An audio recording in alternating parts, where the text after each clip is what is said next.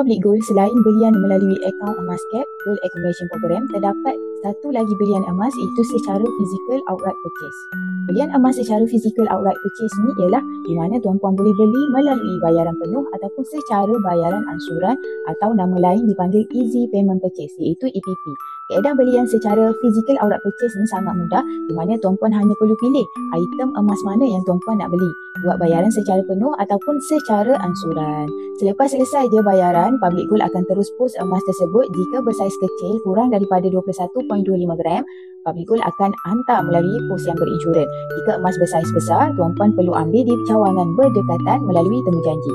Public Gold ni merupakan syarikat emas terbesar yang bermula sejak tahun 2008 lagi. Belian emas di Public Gold sangat-sangat mudah dan telus.